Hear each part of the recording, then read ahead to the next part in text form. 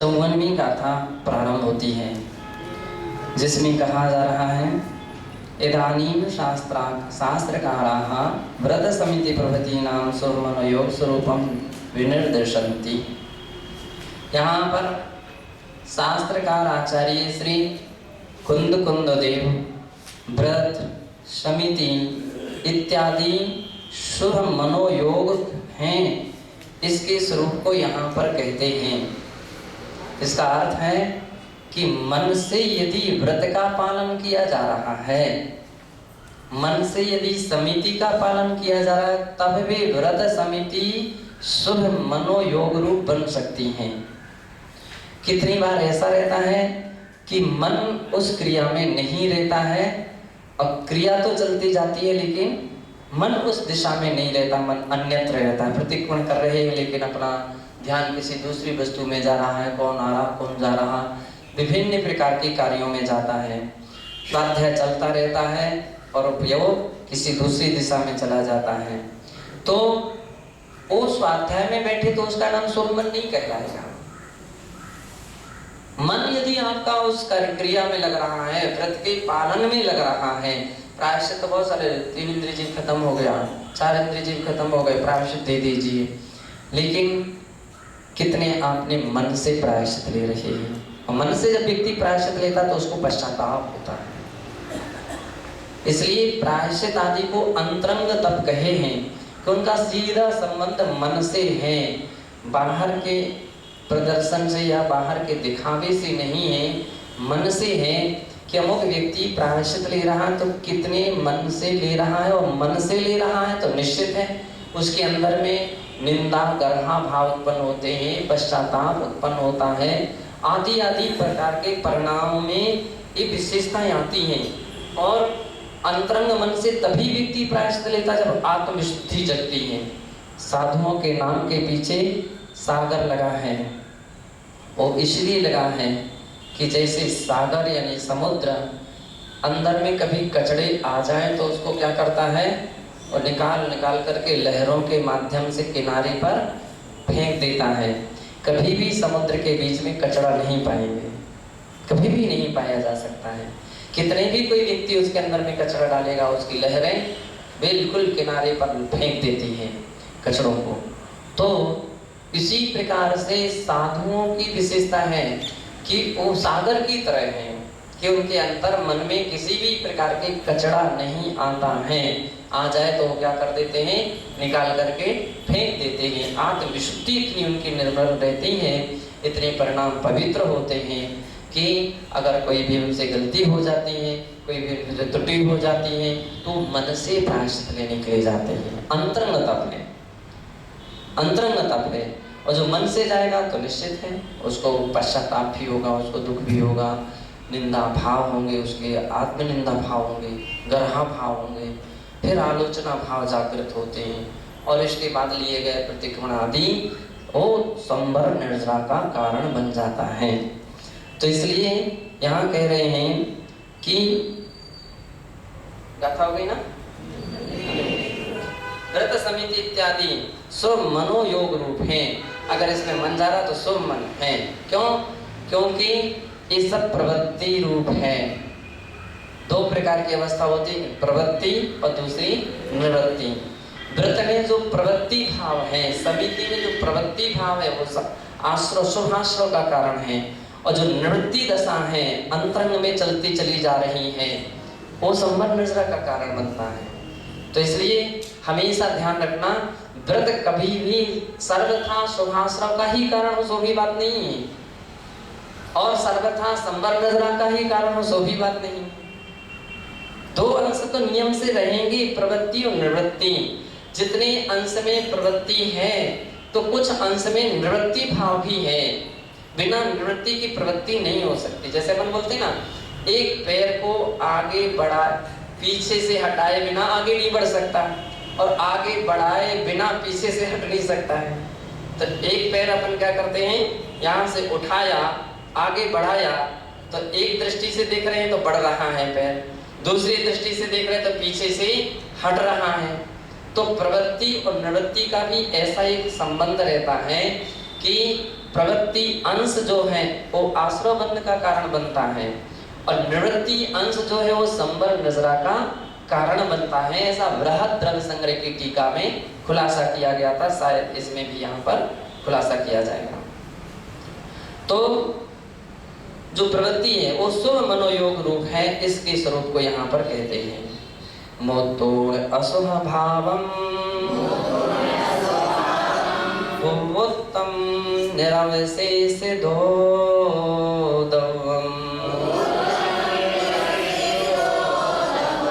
वद समिति शील संजम परिणामं स्वयमणं जाने।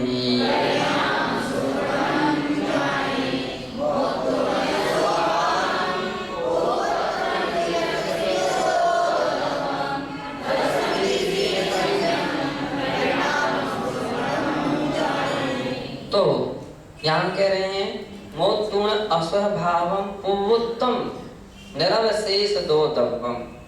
पूर्वोत्तम यानी पूर्व में जो अशुभ भावों का लक्षण कहा, चाहे वह अशुभ लेश्य रूप हो, चाहे वह संज्ञा रूप हो, अथवा विभिन्न प्रकार के मान लीजिए अशुभ दुर्ध्यान रूप हो, इत्यादि सभी प्रकार की जो अवस्थाएं कही गई हैं वे अशुभ भाव, ऐसे अशुभ भाव को छोड़ करके, और कैसे छोड़ करके, निरवशेष पूर्ण रूपे नहीं, जिन्होंने उसको छोड़ दिया है और उनको छोड़ करके जो और उन दवम द्रव्य से भी और भाव से भी दोनों को छोड़ करके वद समिति शील संयम परिणामम स्वयमणं जाने। वद समिति शील संयम परिणाम, व्रत समिति शील संयम रूप परिणाम जो हैं वह शुभ मन है ऐसा जानना चाहिए। अब इसको भी थोड़ा सा ध्यान रखना है अपन को। व्रत समिति शील संयम रूप परिणाम, तो एक वो होते हैं जिन्होंने व्रत को धारण नहीं किया है, वो व्रत का धारण करने के भाव बना सकते हैं, उनके अंदर भी भाव हो सकते हैं। समिति का पाल, समितियों को तो व्रत रूप से स्वीकार नहीं किया या मान लीजिए नियम रूप से स्वीकार नहीं किया, दीक्षा धारण नहीं किया, लेकिन समिति रूप उसके भाव पालन के हो सकते हैं।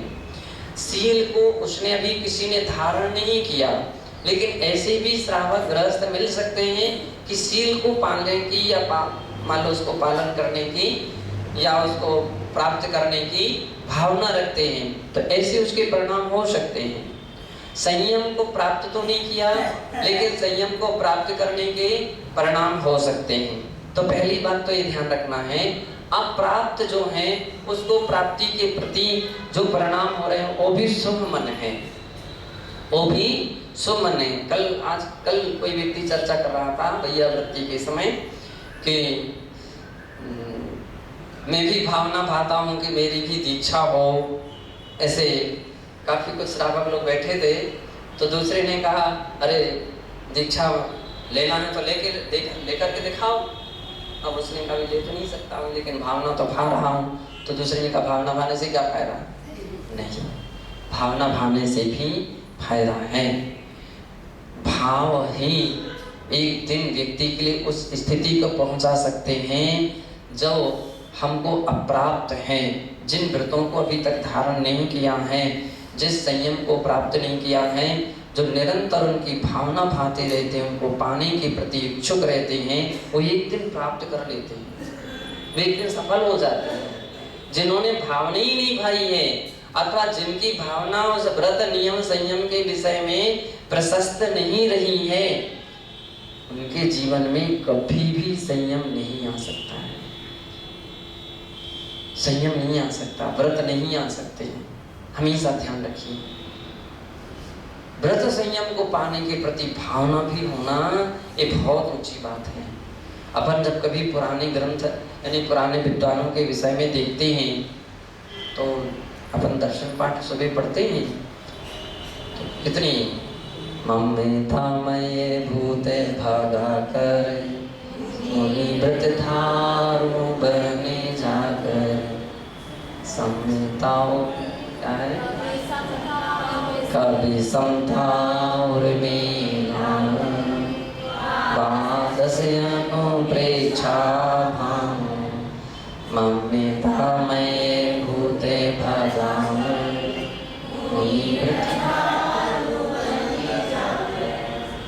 कुछ पंक्तियां ऐसी रहती हैं अगर जिनका चिंतन करें तो वास्तविकता में वो हृदय को भी झकझोर देती हैं।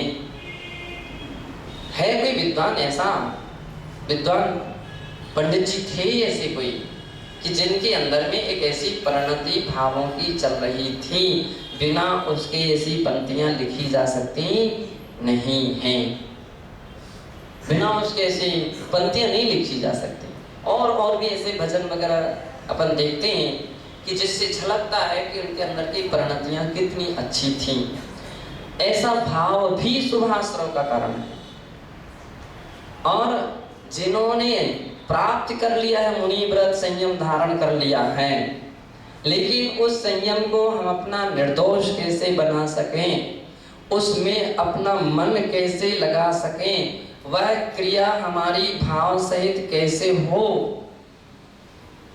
उनको भी देख लीजिए। ऐसे मुनिजन भी भावलिंगी कहे जाते हैं, वे ही भावलिंगी कहे जाते हैं कि जिनके ऐसे परिणाम निर्मल होते हैं और ये सम्यक दर्शन के होने के उपरांत तो पूरी की पूरी परिणतियां चेंज होती हैं। इसी का नाम है सम्यक दर्शन, कि उसकी अंतर्मुखी चेष्टाएं होने लगती हैं, अंतर्मुखी सारी की सारी क्रियाएं होने लगती हैं। सब कुछ करता है संसार के कार्यों में, रचता है, बसता है, दिखता है, ऐसा रचा बचा सा नजर आता है। लेकिन जब कभी उसकी अंतःकरण को झांकते हैं तो हाँ लगता है कि कुछ ऐसे भी भाव उनके बन रहे हैं, ऐसे परिणाम होते हैं। और उन्हीं परिणामों का सम्मान है, उन्हीं का आदर है, उसी की पूज्यता है। वे ही उनके लिए मोक्ष मार्ग में कारण साधन है, सम्यक्त के यानी संबल नजरा के हेतु हैं, वे ही तो परिणाम नजरा के हेतु हैं। तो कभी ऐसा नहीं सोचना चाहिए हमने दीक्षा ले लिया अब तो बस अब क्या है, सब तो हो गया, सब मिल गया मोक्ष, नहीं। फिर वो 6 ढाला की वो पंक्तियां सार्थक हो जाएंगी। मुनि व्रत धार अनंत।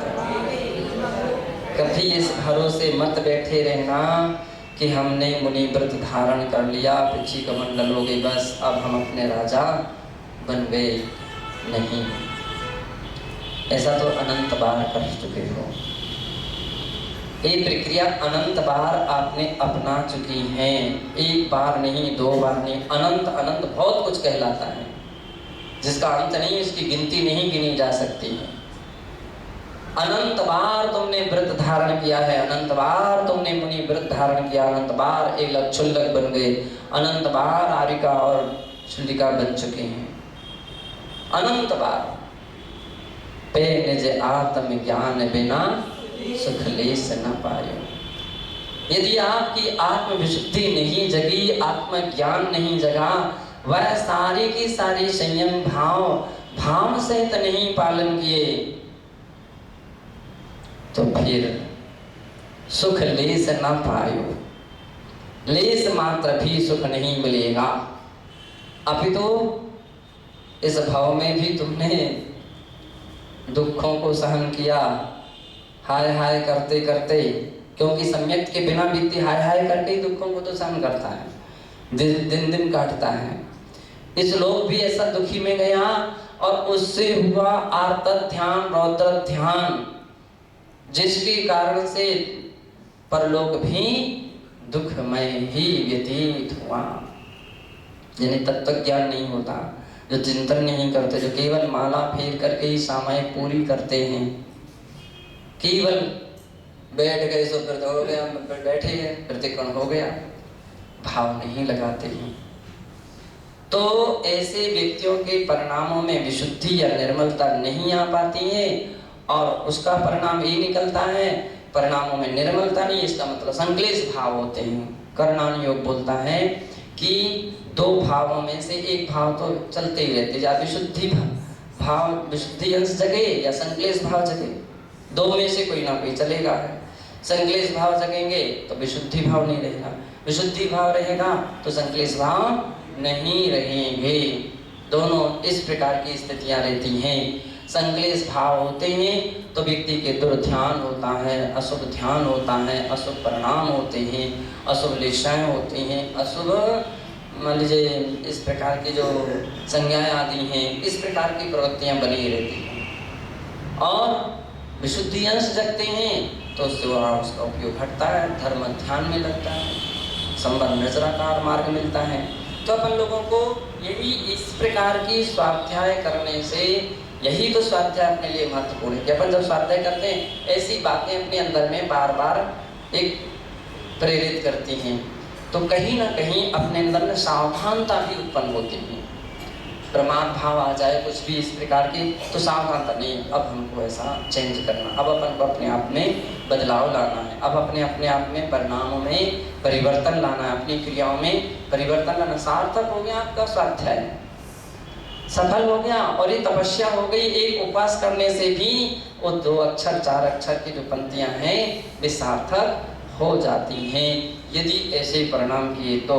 ऐसा आचार्य महाराज ने कहा कि संयम धारण के उपरांत भी संयम के भाव बनाए रखना चाहिए। क्यों? ऐसा ना हो कि हम संयम को तो धारण कर लिया लेकिन संयम से दूर हैं, तो फिर ग्रस्तो मोक्ष मार्गस्थो निर्मोहो नैव मोहवान अनंगारो गृही श्रेया निर्मोहो मोहनो। फिर तो वो ग्रस्त अधिक अपन से उपलब्धि पा रहा है। कौन? जिसने संयम धारण नहीं किया लेकिन संयम के प्रति इच्छुक हैं, और जो संयम को धारण करके भी संयम से दूर हैं। अब दोनों में श्रेष्ठ कौन है? ओ श्रावक, ओ गृहस्थ, ओ श्रेष्ठ है, क्योंकि उसकी संयम के प्रति अभिमुखता है, और इसकी संयम को धारण करने पर भी उसके प्रति अभिमुखता नहीं। कितने सारे लोग ऐसे हैं, कितने सारे संसार है, संसार में तो संसार संयम की अभिमुखता परिणाम नहीं रहते हैं। इस मार्ग पर आकर के भी उनकी संसार के विभिन्न विभिन्न दिशाओं में और विशेष करके अशुभ कार्यों में उपयोग लगा रहता है। उसी में प्रसन्नता है उनको, उसी में खुशी है, उसी में आनंद मानते हैं। हमेशा अपन देख रहे हैं इक्के दुक्के जहाँ कहीं भी कोई व्यक्ति क्यों अलग अलग घूमते हैं, क्या परिणाम है, क्या आवश्यकता है। एक हो सकता है किसी का एक का स्वास्थ्य खराब होगा, 2 का होगा, 3 का होगा, 4 दिन के लिए होगा, साल भर के लिए होगा, महीने भर के लिए होगा, और हो सकता है एक आध ऐसे उदाहरण मिल जाएंगे काफी समय की स्थितियां हैं। लेकिन हर व्यक्ति हर समय ऐसा तो नहीं हो सकता है। गुरुकुल में सबसे बड़ी उपलब्धि ये है कि वहाँ पर रोज रोज पानी, खाद पानी मिलता रहता है, तो अपन लोगों की संभर नजरा चलती रहती है। आप कभी अपनी सीमा से हट करके देखो व्यक्तियों की। पंडित जी हमारे यहाँ बहुत सारे महाराज माता जी लोग जो संग बाहर जाते हैं, फिर बाद में वापस लौट करके आते हैं, और जब लौट करके आते हैं फिर भी पश्चाताप और विभिन्न प्रकार की वो अपनी विक्रिया प्रकट करते हैं उनकी अपनी, कि हाँ जो हमको यहाँ था वो वहाँ नहीं मिला, और जब यहाँ थे तब तक बाहर के स्वप्न देखते रहे। अरे यहाँ तो परेशानी, ये तकलीफ, वो परेशानी, ये व्यवस्था, इनकी परेशानी, इनको नमस्कार करो, उनकी जगह कम, इतने बार चौके। अरे हम कहते भैया एक चौके में भी अपन 10 व्यक्ति बांट करके खा सकते हैं, इतनी तो है। छोटी सी जगह में भी अपन लोग थोड़े सिमट करके रह सकते हैं। आप देखो उनको जब वो बाहर से आते हैं, जब ऐसी ऐसी बातें सुनाते हैं, है ना, तो फिर भी हमको खुशी इस बात की होती कि हाँ आपको कुछ ना कुछ समझ में तो आया है। क्यों?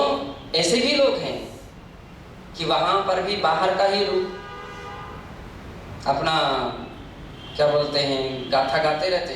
अरे हमारे इतने स्टिकर छप गए, हम वहाँ बाहर गए, हमारी इतनी पुस्तकें निकल गई, हमारे लिए सिंहासन पर बैठने मिला, तो हमारे लिए तखत मिलता रोज, यहाँ तो पिलाई मिलती है, पिलाई भी मिले ना मिले कुछ नहीं मिलता। 4 लोग हमको भोजन कराने, आहार कराने आते थे। ऐसे भी लोग हैं, ऐसे भी लोग हैं, चूंकि उनका ध्यान उतनी ही दिशा में है, तो उस प्रकार की बात कर रहे हैं। और जिनका ध्यान दूसरी दिशा में है तो उस प्रकार की बात करते हैं। तो ये है अपने लिए इसी प्रकार का महत्वपूर्ण जो क्या कौन सा उपादेय बातें हैं उनको धारण करना चाहिए और उस रास्ते को प्रशस्त करना चाहिए, ऐसा यहाँ कहा। सर्वोदया टीका प्रारंभ होती है। शुभ मनोयोग स्थिति है प्राक अशुभ मनोयोगस्य तन्निमित्तभूत द्रव्याणां से त्यागो विधेयः इति संकेत्यते मौत्तूर्ण इत्यादि ना। शुभ मनोयोग स्थिति है। शुभ मनोयोग की स्थिति से प्राक यानी पहले अशुभ मनोयोग से तन्निमित्त भूत द्रव्याणाम से त्यागो विधेयः। अशुभ मनोयोग की और उससे निमित्त से होने वाले द्रव्यों के त्याग का कथन करके इति संकेतते मोत्तूर्ण इत्यादि ना। ये मोत्तूर्ण शब्द इस बात का संकेत दे रहा है। कितनी अच्छी बात आचार्य महाराज विधि से करते हैं। ये पहले अशुभ को तो छोड़ो, अशुभ कार्य छोड़ो, एक प्रमाद छोड़ो, ऐसे प्रमाद छोड़ो, इस प्रकार की शिथिलता कमजोरियां जो अपने अंदर में आ जाती है उसको छोड़ो। टाइम पर परिक्रमा में उपस्थित हो, टाइम पर स्वाध्याय में उपस्थित हो, समय पर अपनी स्तुति वंदना आदि में उपस्थित हो, समय पर सामयिक में बैठो, इस तरीके समय पर बैठिए। लिए आपके लिए ऐसी कोई आवश्यकता नहीं, आपकी कोई ऐसी जिम्मेदारी नहीं है, आपकी ऐसी कोई महत्वपूर्ण कार्य नहीं है और फिर भी आप बातें कर करके विलंबित होते जा रहे हैं। कोई जिम्मेदारी नहीं है, कोई महत्व आपका अधिकार ऐसा कोई आपके ऊपर नहीं सौंपा गया, फिर क्यों इतनी सारी समस्याएं आपको चाहिए? नहीं, हम अपने टाइम पर उपस्थित होंगे। एक अक्षर भी यदि स्वाध्याय का छूटता है, एक पंक्ति भी छूटती है, समझ लीजिए बहुत कुछ छूट गया। स्तुति स्तोत्र की अगर एक काव्य छूट गया, अधूरी है वो स्तुतियां, और स्तुति अधूरी हो गई। प्रतिक्रमण का एक पैरा भी छूट गया, वो प्रतिक्रमण अधूरा हो गया, फिर से पूरा करना चाहिए। ऐसा नहीं कि आकर के हम बैठ गए, चलता है चलने दो, वहीं से जहां से वहीं से शामिल हो गए। तभी अपने यहाँ पद्धतियां हैं कि आप कोई लेट आते हैं तो वहीं से शामिल नहीं होंगे, फिर से पूरा कीजिए, क्रमिक पूरा कीजिए। चाहे वो स्तोत्र हो, चाहे प्रतिक्रमण हो, तो फिर से पूरा करना होता है। कृति कर्म स्वाध्याय का हो गया है और आप विलंब से आए हैं, तो अपना कृति कर्म धीरे से अपना पूरा प्रतिष्ठापन की विधि तो कर ही लीजिए। तो अगर इस प्रकार की अपनी प्रवृत्ति चलती है, आचार्य कहते हैं अशुभ को जिसने पहले से छोड़ दिया तो शुभ सार्थक है। पहले पुराने बर्तन को धोना चाहिए, पुराने संस्कारों को तोड़ना चाहिए, पुरानी आदतों को छोड़ना चाहिए। हम तो पहले से सोते रहे, हम तो रोज सोते रहे, हम रोज सोते रहे और पहले से सोते रहे, वो बात अलग थी। अब चेंज करो, अब परिवर्तन लाओ, अब आदत को बदलना पड़ेगा। अब इस मार्ग पर आ रहे हो तो अब ये तो नहीं कह सकते हो हम पहले से 2 टाइम भोजन करते रहे, ये नहीं हो सकता है।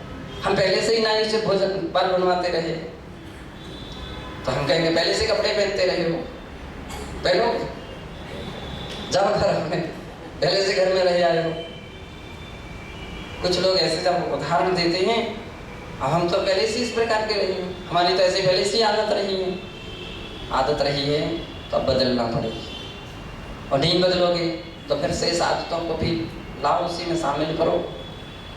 वो आदत किस परिस्थिति में थी और अब किस परिस्थिति में आप आ चुके हैं, तो आए हैं तो बदलाव भी लाना चाहिए। तो आचार्य महाराज कह रहे ऐसा बात कह चुके कि पहले जो अशुभ मन है उसकी बात को कहा कि इस बातों को छोड़ो। और पूर्वोत्तम पूर्व गाथा सुवर्णितम अशुभावम अशुभ मनोवाका योगम दव्यम अशुभ योग निमित्त भूतम द्रव्यादिकम परिग्रम चे निरवशेष दो मूतूणे संपूर्णतया सर्वथा सर्व प्रकारेण वा मुक्त्वा परित्यज्यत्यर्थ। कह रहे हैं कि इस प्रकार से जो पूर्व गाथाएं 3, 4, 5 गाथाएं जो पहले निकल चुकी हैं, 2-3 गाथाएं, उसमें अशुभ मनो, अशुभ वाक और अशुभ काय, तीनों प्रकार के अशुभ मन वचन काय के विषय में क्या किया है।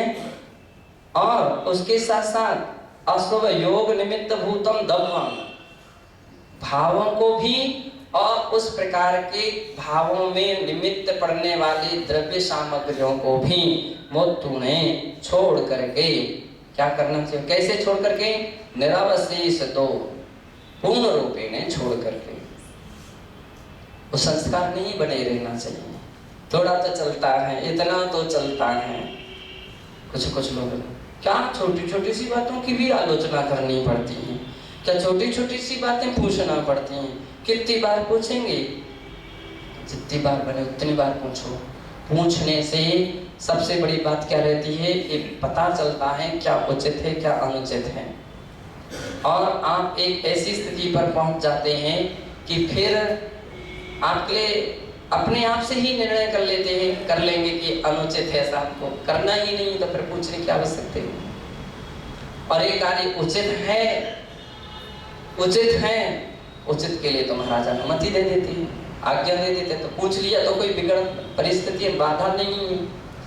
वे व्यक्ति पूछने में परेशान होते हैं जो सुधार लाना नहीं चाहते, जो अपने किसी न किसी प्रकार की कमजोरियों को और मान लीजिए बनाए रखना चाहते हैं। तो उनको क्या इतनी सी बातें पूछना, क्या इतनी सी आलोचना करना, जबकि आचार्य ग्रंथ 10 आलोचना के कितने भेद हैं? आलोचना के 10 दोष हैं, 10 दोष हैं। उसमें सूक्ष्म दोष भी है, बादर दोष भी है। सूक्ष्म दोष का अर्थ क्या है? सूक्ष्म दोष का अर्थ बड़ी बड़ी बातें कह देना, मोटी मोटी बातें कह देना, छोटी छोटी बातों को छिपा लेना, ये सूक्ष्म दोष। और बादर दोष क्या है? छोटी छोटी बातों की तो आलोचना कर लेना और बड़ी बड़ी गलतियों को छिपा करके रखना, ये बादर दोष है। प्रशंसा के इच्छुक कुछ लोग रहते हैं, बड़ी सबके सामने तो बड़े हिसाब से कहते हैं, अरे महाराज श्री क्या हुआ, हमसे तो चम्मच में हाथ लग गया, सो गिर गई थी। अच्छा, चम्मच गिर गई थी, इसका तो तुम प्रायश्चित ले रहे हो, और वहां पत्थर गिर गया था, उसका प्रायश्चित लिया क्या? उसका प्रायश्चित छोटी छोटी बातों का क्या व्यक्ति अपनी प्रशंसा चाहता, लोग मेरे देख करके थोड़े खुश हो जाएं, मेरे प्रति देखें कि भाई बड़े प्रसन्न हैं, अच्छे महाराज हैं, तो बड़ी बड़ी बातों को तो छिपा लेते, छोटी छोटी बातों की आलोचना करते हैं। कुछ लोग ऐसे रहते हैं कि छोटी छोटी बातें छिपा लेते, बड़ी बड़ी बातों की आलोचना कर लेते हैं। बस आपका क्या छोटी मोटी बातों का ध्यान रखना, काई जो जमती है ना, वो छोटी छोटी वस्तुओं से जमती है, और वो धीरे धीरे जमती जाती तो इतनी खराब हो जाती है कि लोहे को भी गला देती, खराब कर देती, फट जाता है वो लोहा। छोटे छोटे दोष ही कल के दिन बड़े बड़े दोष बन जाते हैं। इसलिए कभी भी छोटे दोषों को कभी छोटा नहीं समझना चाहिए, चिंगारी को कभी छोटी नहीं समझना चाहिए। जो छोटी नहीं समझता है तो उसे कभी भी बड़ी गलती नहीं हो सकती है। इसलिए यहाँ पर कहा कि मन वचन काय को भी, और उससे निमित्त से होने वाला जो उसका निमित्त हेतुभूत द्रव्य था, उसको भी द्रव्यादिकम परिग्रहण से, ऐसे द्रव्य अथवा ऐसा परिग्रह को मोक्ष में छोड़ करके, और कैसा? सभी प्रकार से छोड़ करके क्या करना चाहिए? तदनंतरम इसके बाद वद समिति शील संयम परिणामम व्रत रूपेण समिति रूपेण शील रूपेण संयम रूपेण या आत्मीय परिणामो भवति। जिसके व्रत रूप, समिति रूप, शील रूप, संयम रूप से आत्मीय परिणाम होते हैं। देखिए इनके लिए क्या आत्मीय शब्द का प्रयोग किया जा रहा है, क्योंकि परिणाम तो आत्मा के ही हैं। किसके हो रहे हैं? व्रत के प्रति जो भाव हैं वो आत्मीय भाव हैं, वे अपने भाव हैं। व्रत के साथ, समिति के साथ, शील के साथ, संयम के साथ जो भाव हैं वे अपने भाव हैं, वे दूसरों के भाव हैं। हम क्या करें? वो भी तो सो रहे थे इसलिए हम भी सो गए।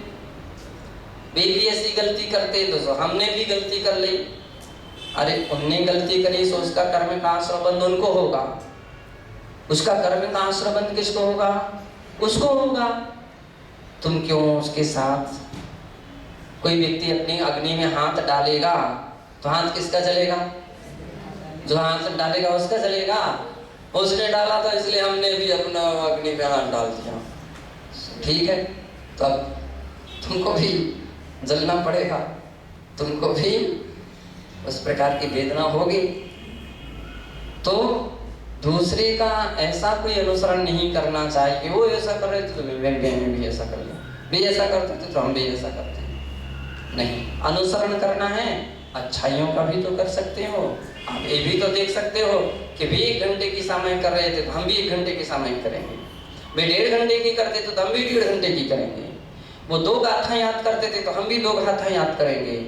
वे 1 घंटे स्वाध्याय करते थे, हम भी 1 घंटे स्वाध्याय करेंगे। ऐसा भी तो अनुसरण किया जा सकता है। वे भी किसी प्रकार का इशारा नहीं करते थे तो हम भी किसी प्रकार का इशारा नहीं करेंगे। आप देख लीजिए, प्रतिस्पर्धा तो होना कोई गलत नहीं है, लेकिन प्रतिस्पर्धा अच्छे कार्यों में होना चाहिए। हम लोग जब क्षुल्लक अवस्था में थे तो हमारी क्लास वगैरह चलती थी और क्लास में दुर्ग के चातुर्मास में रायपुर से भगवान दास जी करके थे, वो भी आते थे। और नागपुर के पंडित जी ताराचंद जी करके थे, वो भी आते थे। तो अब पढ़ने वाले हम 2 महाराज थे, 3 महाराज, 2 महाराज विशेष करके हम संघर्ष 2 ही थे। तो एक बात बहुत अच्छी कहते थे, बोले दोनों में प्रतिस्पर्धा खूब होना चाहिए। और बुंदेलखंड के थी, दोनों ही बुंदेलखंड, तो प्रतिस्पर्धा होना चाहिए, आप लोगों में प्रतिस्पर्धा होना चाहिए। तो ये क्या प्रतिस्पर्धा? बोले जी प्रतिस्पर्धा की बात मत करो, प्रतिस्पर्धा तो छोड़ना चाहिए। बोले नहीं होना चाहिए। हमारे हेमसागर जी महाराज थे, वो थोड़े कभी कहाँ पंडित जी बोले ऐसी बात करते, बोले बिल्कुल मैं तो ऐसी बात करूंगा कि प्रतिस्पर्धा होनी चाहिए। भाई कौन सी प्रतिस्पर्धा? मैंने सुनो तो सही, सुनाई दे रहे कौन सी प्रतिस्पर्धा? गलत प्रतिस्पर्धा नहीं होना चाहिए, लेकिन अच्छे कार्यों की प्रतिस्पर्धा तो होना चाहिए। वो 1 स्तोत्र याद करेंगे तो हम 2 करेंगे, वो 2 करेंगे तो हम 4 करेंगे, ऐसी प्रतिस्पर्धा। कोई भी कार्यों में, अच्छे कार्यों में 1 कदम हम आगे रहेंगे, पीछे नहीं रहेंगे, इस प्रकार की प्रतिस्पर्धा। अब लेकिन एक और ध्यान रखना है, प्रतिस्पर्धा तो हो, लेकिन बहुत कुछ तप त्याग में शक्ति को भी ध्यान में लेकर के भी चलना चाहिए। वो 1 उपवास करेंगे तो हम 2 उपवास, अब तुम 2 उपवास करो, लेकिन ये तो देख लो कि 2 उपवास करने की शक्ति सामर्थ्य है कि नहीं है। उसने 1 उपवास किया, तुम्हारे अंदर 2 उपवास करने की शक्ति सामर्थ्य है कि नहीं, इस विषय में भी देखो। ऐसी प्रतिस्पर्धा नहीं कर लेना कि फिर हाय हाय करके मान लीजिए वो पूरा समय निकले। तो ऐसी प्रतिस्पर्धा से भी अच्छे कार्यों में भी की गई तो शक्ति सामर्थ्य को भी देखना चाहिए। वो तो समय का दुरुपयोग और गलत कार्यों से बचने के लिए ऐसी बात कही जाती है कि अच्छे कार्यों में प्रतिस्पर्धा करना चाहिए। लेकिन कहीं हमारी प्रतिस्पर्धा कहीं गलत रास्ते पर भी परिणामों की संकलेशता और भी ऐसी कोई क्षति पर ना पहुंचा दे, तो इसका ध्यान रखना चाहिए। तो ऐसा यहाँ कहा कि आत्मी परिणामो भवति तम शुभ मनोयोग रूपम इति जानीहि। ऐसे जो आत्मीय परिणाम हैं वे शुभ मनोयोग रूप हैं, ऐसा है भव्य जानो। मनसी सम्यक धारिति इत्यर्थ, मन से सम्यक प्रकार से धारण करना चाहिए इति अर्था, ऐसा इस गाथा का मुख्य मूल अर्थ हुआ। इदानीं विस्तरेण व्याख्यायते, अब यहाँ पर विस्तार से व्याख्यान किया जाता है। थोड़ा सा पहला ले लेते हैं, टाइम हो गया क्या? थोड़ा सा ले। तो विस्तार से यहाँ पर व्याख्यान किया जा रहा है। तत्र हिंसादि पंच पापेभ्यो व्रतिर्व्रतम। तत्वार्थ सूत्र में व्रत की परिभाषा अपन पढ़ चुके हैं। व्रत किसे कहते हैं? हिंसा नृतस्ते या ब्रह्म परिज्ञेभ्यो व्रतिर्व्रतम। व्रति ही व्रतम, व्रति इसका नाम क्या है? व्रत। किससे व्रति? हिंसा झूठ चोरी कुशील परिग्रह से जो व्रति है उसका नाम क्या है? व्रत हैं। कौन सा? अहिंसा सत्यादि व्रत हो जाएंगे। हिंसा से वृत्ति हुई है क्या? चींटी खत्म हो गई, उसका प्रायश्चित दीजिए, ये बात अलग है, सहज हो गई। लेकिन चींटी की जो हिंसा है उससे आपके अंदर में मन में कितनी वृत्ति भाव था, कितने सावधान थे, तो व्रत था। और ऐसे व्रत का विनाश हुआ है, उसका प्रायश्चित देख करके तो पैर नहीं रखा, चींटी खत्म हो गई, प्रायश्चित दे दीजिए। अब ऐसा तो प्रायश्चित सही तौर से देखा जाए तो है ही नहीं है इस प्रकार की बातों का प्रायश्चित। प्रायश्चित तो इस बात का होता है कि आपको पश्चाताप कितना हुआ है, आपको कैसे पश्चाताप हुआ, आपके कैसे आपके भाव हुए हैं उस परिस्थिति में। और अगर ऐसे वृत्ति रूप भाव की स्थिति के पश्चात यदि कोई मिस्टेक हुई है, उसका प्रायश्चित वृत्ति भाव होना चाहिए। हमसे झूठ भूल गया व्यक्ति, अधिकांश हम देखते हैं हिंसा की तो बात प्रायश्चित ले लेता है, लेकिन झूठ का भी कभी प्रायश्चित के विषय में सोचते कि हमसे झूठ बोल गया था, हम इतनी बातें झूठ बोल गए, इतनी बातें हमने गलत बोल दी। चोरी का प्रायश्चित लेते हैं क्या? हमने इतनी वस्तुएं बिना पूछे किसी की ले ली, किसी की सामग्री उठा ली,